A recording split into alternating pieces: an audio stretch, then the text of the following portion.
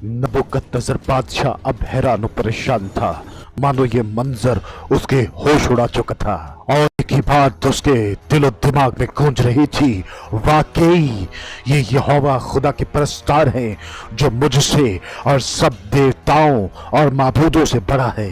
तीनों खुदा के बेटे के साथ आग में ऐसे चल फिर रहे थे मानो किसी बागीचे में, और चौथे के चेहरे में ऐसी मुस्कान और इत्मीनान था जो सबको तसल्ली बख्शती है, और ऐसी आग जो सबको जला के भस्म कर देती है अब वही इनकी हिफाजत कर रही थी।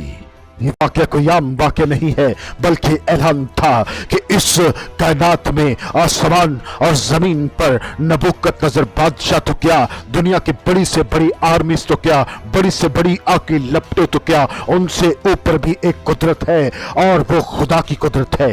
नबूकदनेस्सर की बात के बाद अब लोग इंतजार कर रहे थे, क्या वो बाहर आएंगे? क्या नबूकदनेस्सर की आंखों को धोखा तो नहीं हुआ?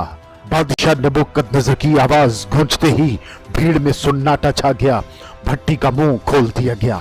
लोगों की दिल की धड़कनें थम चुकी थी, सांसें रुक चुकी थी, कोई भी अपनी पलक झपकाने के लिए तैयार नहीं था। जैसे ही भट्टी का मुंह खोला गया, गर्म हवा का झोंका बाहर आया, सिपाही पीछे हट गए और भट्टी में से निकलते धुएं के साथ परछाइयां दिखाई दी। और फिर शख्स सिद्रक, उसके चेहरे पे इत्मीनान, आंखों में चमक थी और कपड़ों पर कोई जलने का निशान तक न था। और फिर मेसक, उसके चेहरे पे मुस्कान थी जैसे उसने खुदा को देखा हो। और फिर अबेदनगो, उसका हाल भी ऐसा ही था। जैसे ही ये तीनों बाहर आए, लोगों में हलचल मच गई, लोग एक दूसरे को धक्के देने लगे, हर कोई इन्हें देखना चाहता था। लोग देखना चाहते थे कि क्या वाकई उनके कपड़े तक न जले, कोई उनके बालों को देख रहा था जिनमें धुएं का निशान तक न था। और सबसे हैरान कुन बात यह थी कि उनमें से आग की बू तक न आती थी। हाँ, न बाल जले, न कपड़े, न कोई और निशान।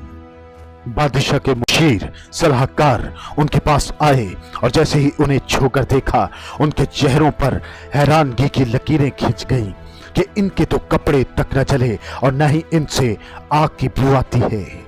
अब तो कोई भी कुछ भी बोल नहीं पा रहा था, मानो कि सबके अल्फाज उसी भट्टी की आग में जल गए हैं और सिर्फ रह गई है तो खामोशी। अब बादशाह उनके पास आता है और हैरानगी और खामोशी से उनकी तरफ कुछ सेकंड्स तक देखता है, और फिर उसकी आवाज गूंज उठी, मुबारक हो सदरक, मिसक और अबेदनगो का खुदा, जिसने अपने फरिश्ता को भेजकर अपने बंदों की हिफाजत की, जिन्होंने मेरे हुक्म की परवाह की